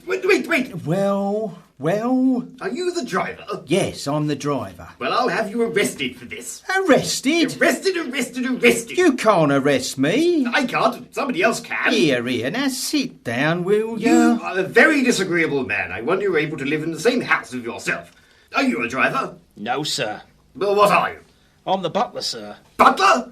Butler? He's the doctor's servant. Who asked you who he was? Never mind who asked me, I'm telling you. Well, go and tell somebody else. Oh, sit down here. Sit down and be quiet. Oh, dear. Have a cab ready for me, Parsons. I must see if he's badly hurt. Yes, sir. Where's my hat? My hat! Never mind your hat. I will mind my hat, and I hold you responsible. Here's your hat in your hand. That isn't my hat. Here, you're responsible for all this. I'll have you arrested. Oh, I can't stand round here, you know. Someone will only be pinching me. Here, cab. come back! Bring your cab in here! Ugh! Why didn't somebody stop him, this cabman? What did he bring me in here for? I know where I am. It's a conspiracy. I won't stay in this place if I get back that out of here alive. Parsons, take that cabman's number. Now, sir, if you'll sit quiet for one moment, I'll have a look at you. Sir! Oh, Watson, don't let her get to that window. Come away from there, Mrs. Seaton. Is that you, Holmes? Quite so. What do you want me to do? That's all. You've done it. You stopped Mrs. Larrabee from reaching the window. Mrs. Larrabee? But look out, Holmes. She can get out that way. I don't think so, my dear fellow. Cigarettes. I'm glad to see you to keep a few prescriptions carefully done up. I've got her, sir. Good heavens. The cab driver, is that Foreman? Yes, that's Foreman, all right. Has Inspector Bradstreet come with his men? Yes, sir. One of them is in the hall there, holding her. The others are in the kitchen garden. They came in over the back wall from Mortimer Street. Very good. Watson, my dear fellow, as you doubtless gather, we are making the arrests. The scoundrels are hot on my track. To get me out of the way is the one chance left to them, and I'm taking advantage of their mad pursuit to draw them where we can quietly lay our hands on them, one by one. We've made a pretty good haul already. 3 last night in the gas chamber, 7 this afternoon in various places, and 1 more just now. But I regret to say that so far the Professor himself has not risen to the bait. Where do you think he is now? In the open streets, under some clever disguise, waiting for a chance to get at him. And was this woman sent in here to... Quite so. A spy. To let them know by some signal, probably at that window, that she found him in the house. You know, it might not be such a bad idea to try the Professor with that bait. Foreman? Yes, sir?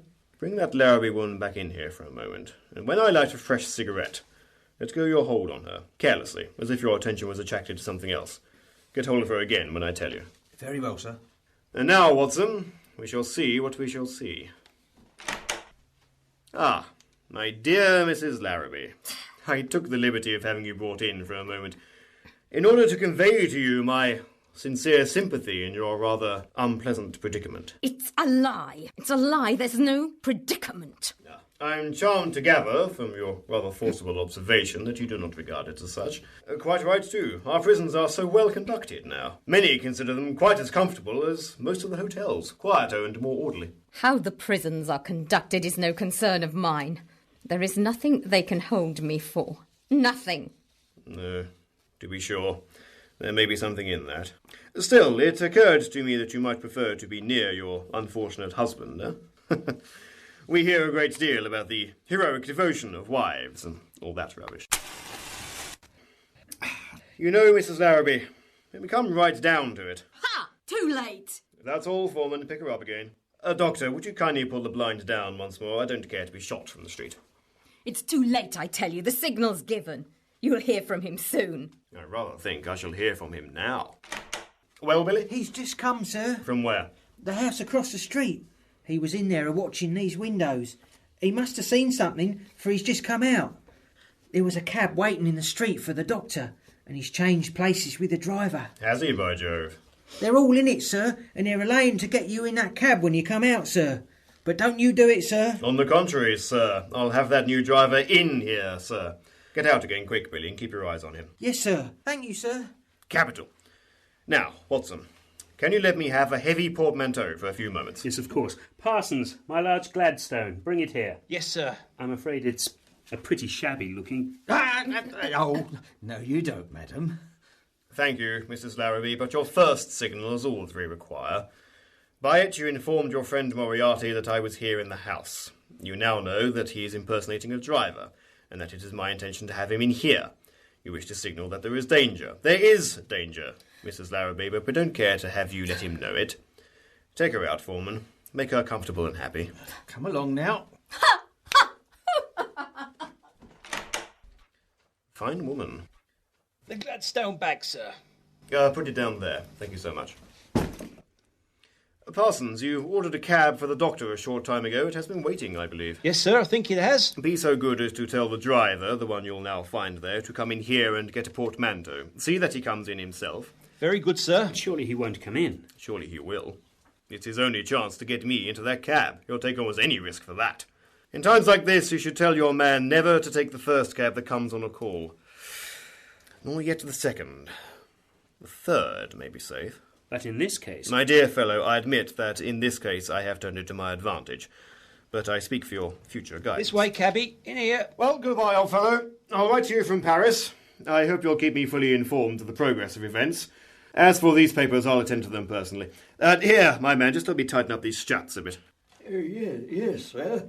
There are a few little things in this bag that I wouldn't like to lose, and it's just as well to... Who's out of the window? Please don't struggle, Professor. These handcuffs are of the American type. The mechanism is quite secure. Doctor, will you kindly strike a bell 2 or 3 times in rapid succession? Thank you. Foreman. Yes, sir? Got a man there with you? Yes, sir. The inspector came in himself. The inspector himself.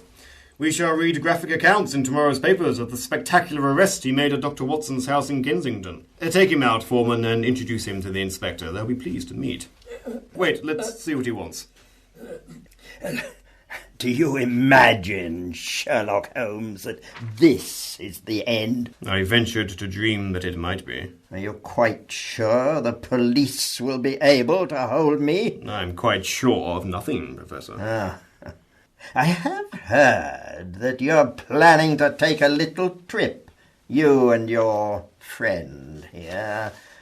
A little trip on the continent? And if I do? I shall meet you there. That's all, Foreman. This way, Professor. I shall meet you there. You will change your course. You'll try to elude me. But whichever way you turn, there will be eyes that see and wires that tell. I shall meet you there, and you know it. Did you hear that, Watson? Yes, but surely you don't place any importance on such... No importance, but I have a fancy that he spoke the truth. We'll give up the trip. It would be quite the same. What matters it here or there, if it must come? Watson, my dear fellow, it's too bad. Now that all this is over, I suppose you imagine that your room will no longer be required. Let me assure you that the worst is yet to come. The worst to... Why, good heavens, Holmes. We've barely 5 minutes. For what? To get to Baker Street. Your rooms. Your appointment with Sir Edward and the Count. They were to receive that packet of letters from you. They're coming here. Here? That is, if you will be so good as to permit it. Certainly, but why not there? The police wouldn't allow us inside the ropes. Police? Ropes? Police, ropes, ladders, hose, crowds, fire engines. Why? You don't mean Quite that... so. The devils have burned me out. Good heavens.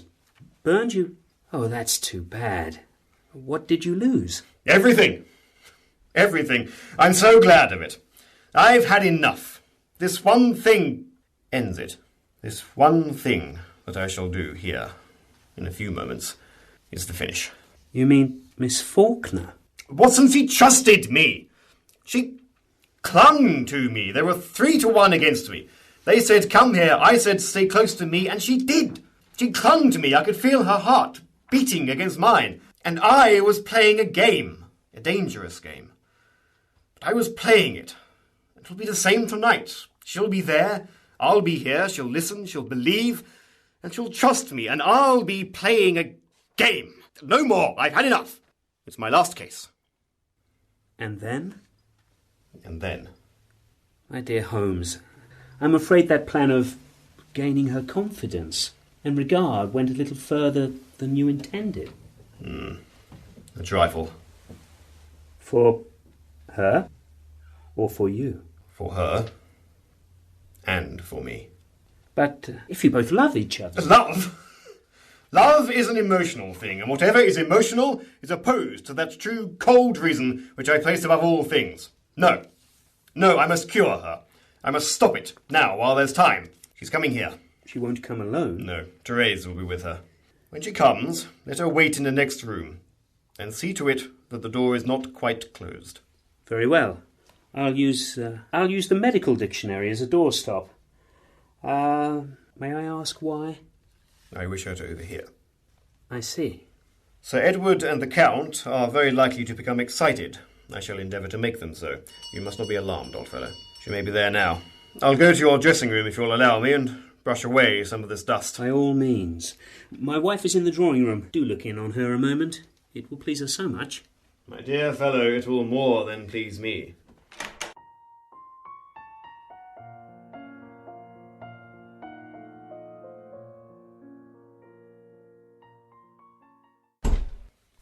The young lady, sir, wants to know if she can speak to you. If there's anyone here, she won't come in. Any name? No, sir. I asked, and she said you wouldn't know her. She has a maid with her, sir. Then it must be... Show her in. Very good, sir. And Parsons? Sir? 2 gentlemen, Count von Stahlberg and Sir Edward Leighton, will call. Bring them here to this room at once, and then tell Mr. Holmes. You'll find him in my dressing room. Yes, sir. Send everybody else away. Yes, sir. I'll see the young lady. In here, miss. Is this Dr. Watson's room? Yes, and I'm Dr. Watson. Would you mind telling me if Mr. Sherlock Holmes is here? He will be before long, Miss... My name is Alice Faulkner. Miss Faulkner. He came a short time ago, but has gone upstairs for a few moments. Oh, and is he coming down soon? Well, the fact is, Miss Faulkner, he has an appointment with 2 gentlemen here, and I was to let him know as soon as they arrived. Do you suppose I could wait, without troubling you too much, and see him afterwards? Why, certainly. Thank you, and I don't want him to know that I came. Of course, if you wish. There's no need of my telling him. It's very important indeed that you don't, Dr. Watson. I can explain it all to you afterwards. No explanation is necessary, Miss Faulkner. Thank you. I suppose there is a waiting room for patients? Yes, or you could sit in the little parlour there. You'll be less likely to be disturbed. Yes, thank you. I think I would rather be where it's entirely quiet. Then step this way. I think the gentlemen have arrived. And when the business between the gentlemen is over, would you please have someone come tell me? I'll tell you myself, Miss Faulkner. Thank you. Count von Stahlberg, Sir Edward Leighton. Thank you, Parsons. That'll be all. Count, Sir Edward. Dr. Watson, good evening. Here, Doctor. Our appointment with Mr. Holmes was changed to your house, I believe. Quite right, Sir Edward. Mr. Holmes is a trifle late. He has already arrived, Count. I have sent for him. It was quite a surprise to receive his message an hour ago, changing the place of meeting. We should otherwise have gone to his house in Baker Street. You would have found it in ashes, Sir Edward. What, really? The house? The house burnt? Burning now, probably. Well, I'm very sorry to hear this. It must be a severe blow to him. No, he minds very little. Really? I should hardly have thought it. Did I understand you to say, Doctor, that you had sent for Mr. Holmes? Yes, Count, and he'll be here shortly. Indeed, I think I hear him on the stairs now. Gentlemen, pray, be seated. Well, Mr. Holmes? Our business tonight can be quickly disposed of. You were notified to come here this evening in order that I might deliver into your hands the packet which you engaged me, on behalf of your exalted client, to recover. Let me say, in justice to myself, that I continued with the work only because I had promised to do so. For the sake of that promise, I pursued the matter to the very end, and now I have the honour to deliver the packet into your hands. Permit me to congratulate you, Mr. Holmes, upon your marvellous skill you have displayed, and the promptness with which you have fulfilled your agreement.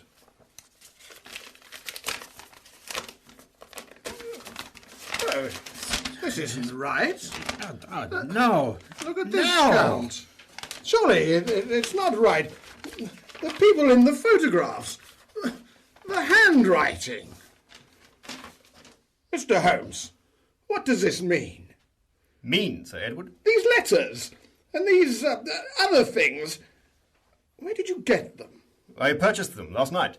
Purchased them? From whom, if I may ask? From whom? From the parties interested, by consent of Miss Faulkner.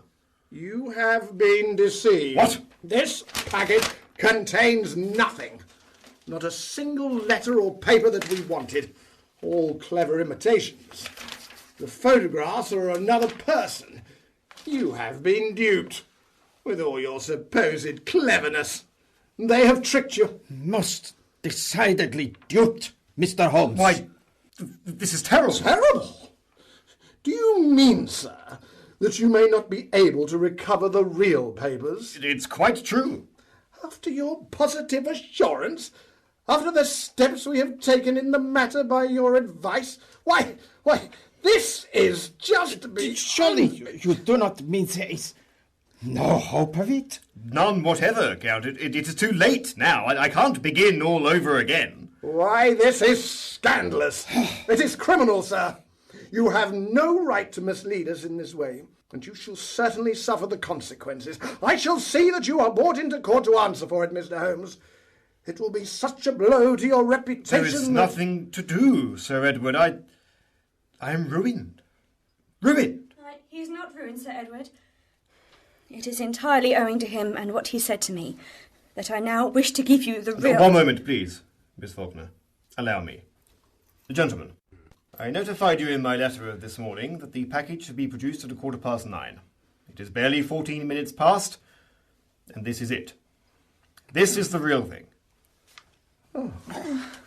Excellent. Yes, admirable, Mr. Holmes. Oh, it's all clear. Really, marvellous. Yes, upon my word. Now, take this back, Miss Faulkner. Take it away from me, quick. It is yours. Never give it up. Use it only for what you wish. What? We are not to have it? No, you are not to have it. But, my dear sir, this is outrageous. Your agreement. I break it. Do what you please. Warrants, summons, arrests will find me here. Watson, get them out. Get them away. I'm sure, gentlemen, that you will appreciate the fact... Wait a moment, Dr. Watson. Here is the package, Sir Edward. Miss Faulkner, no. Yes, I much prefer that he should have them. Since you came to me that night and asked me to give them to you, I have thought of what you said. You were right. It was revenge. We are greatly indebted to you, Miss Faulkner. To be sure. And to you, too, Mr. Holmes. If this was part of the game... Yes, so. Well, it was certainly an extraordinary method of obtaining possession of the valuable papers. But we won't quarrel with the method, as long as it has accomplished the desired result. Eh, Count? Certainly not, Sir Edward. You only have to notify me of the charge for your services, Mr. Holmes, and you will receive a cheque. I have the honour to wish you a good night. Miss Faulkner, Dr. Watson. Your servant, Fräulein, Herr Doctor. If you will permit me, gentlemen, I shall see you to your carriage. Now that you think it over, Miss Faulkner, you are doubtless beginning to realise the series of tricks by which I sought to deprive you of your property. I couldn't take it out of the house that night like a straightforward thief, because it could have been recovered at law, and so I resorted to a cruel and cowardly device to induce you to relinquish it. But you did not give it to them. No, I preferred that you should do as you did. What? You see, Miss Faulkner, it was a trick, a deception, to the very end. Your maid is waiting. And was it a trick last night, when they tried to kill you? I went there to purchase what I knew to be the counterfeit package, to use as you had seen. And did you know I would come? No. But it fell in with my plans notwithstanding. Now that you see me in my true light, Miss Faulkner, we have nothing left to say but good night and goodbye, which you ought to be very glad to do.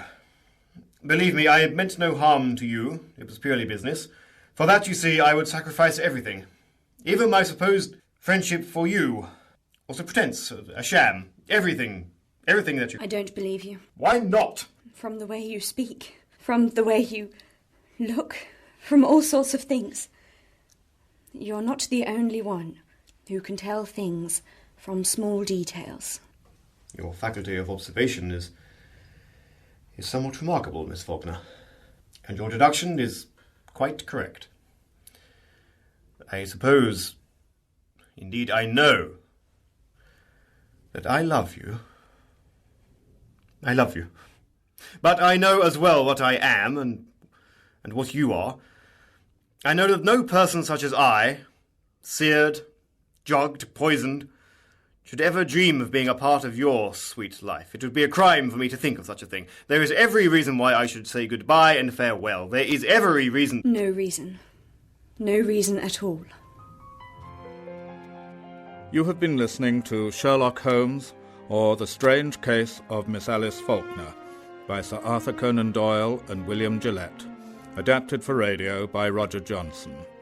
You heard Jim Crozier as Sherlock Holmes, Dave Hawkes as Dr. Watson, and Cyril Bagshaw as Professor Moriarty, with Beth Walters as Madge Larrabee, Simon Thomas as James Larrabee, and Catherine Tokley as Alice Faulkner. Sidney Prince and Billy were played by Mark Preston, Foreman, Thomas Leary, and Count von Stahlberg by Vince Webb, Therese by Lindsay Lloyd, Alfred Bassick by Ivor Jevons, Sir Edward Leighton by Jesse Powys, Parsons by M.J. Eliot, and Jim Cragin by Brian Adrian. The play was recorded by David Booth at Pigpen Studios for Hossyprog Productions.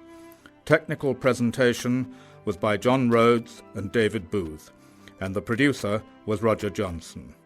This production is dedicated to the memory of Dennis Rookard.